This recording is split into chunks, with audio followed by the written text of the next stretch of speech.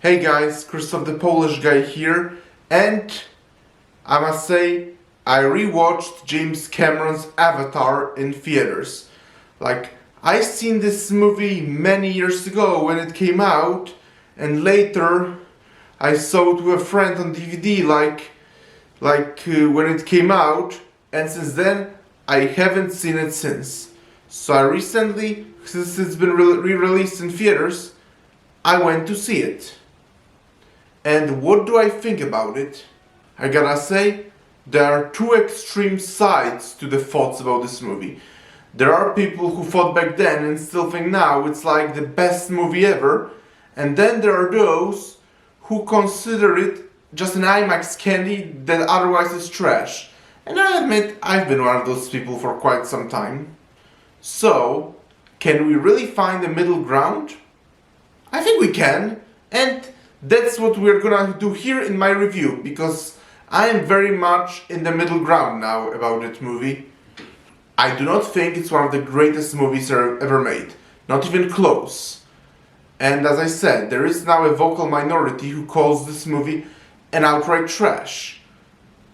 And back when the movie came out, it was certainly very much overhyped.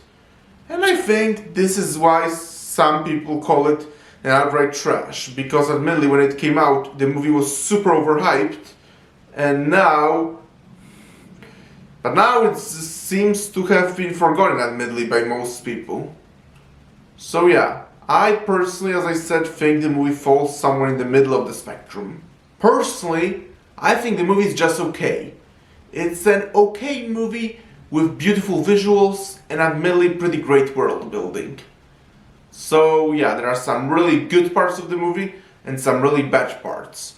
First, we're going to start with the good parts. The first big positive about the movie is the visuals. The visuals and environments are simply magnificent. Avatar has probably some of the best visuals I ever seen in any movie. The world of Pandora is just so beautiful and has such beautiful landscapes and environments. Some people who love the movie, I met some fans who claimed they would like to visit the world of Pandora if it was real. And honestly, I don't blame them. Like I said, the visuals and landscapes in this movie are incredible, magnificent, and a huge feast for the eyes. So yeah, when it comes to visuals and landscapes, the movie gets a 10 out of 10. And it also brings me to the next positive, which is the world building. The world of Pandora is also pretty amazing. And I like how James Cameron was able to create a culture clearly based on Indian Native American culture. And he was also able to create all those beautiful natural environments, which I just talked about a few seconds ago. And he also created various animal species for his planet. So yeah, the world building is also pretty great. The story though is now where we are getting to the much more average territory. The story isn't terrible, but it has been done before lots of times. It's basically, as many people say, Dances with the Wolves, which I think is a much better movie by the way. So it's basically Dances with the Wolves in space. Granted, I don't think remaking the same story is always a bad thing with a different coat of paint. Sometimes it works very well to create similar story with a different coat of paint, but here is where we're coming to my main gripe with the movie, actually. So here, now we are finally coming to my main problem with the movie, which is, I just can't connect with the characters. I don't think characters are very likable in this movie. The blue people, for example, they're supposed to be sympathetic group invaded by humans, but at the same time, humans have tried negotiating with them many times, but they refuse. They don't want to. And I'm not justifying the humans' behavior towards them later, but at the same time, it's just hard to view the blue people as sympathetic when they've done nothing to negotiate with the humans in the first place. And also another issue is that humans, on the other hand, especially towards the end, are portrayed as very much one-dimensional villains.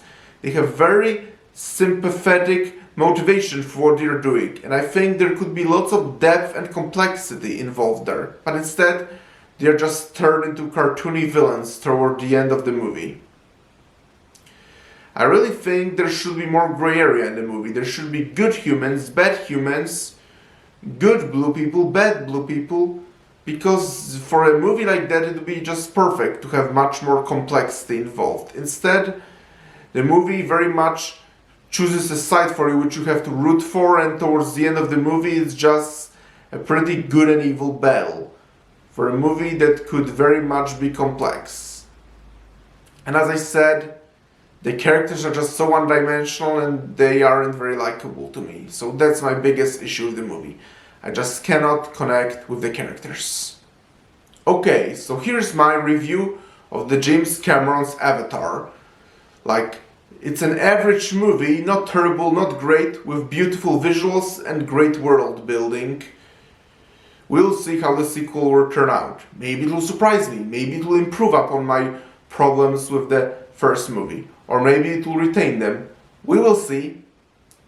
Okay, so here is my review of James Cameron's Avatar. Did you like the video? Please press the like button, please subscribe to this channel, and I will talk to you soon in another video. Talk to you soon, bye!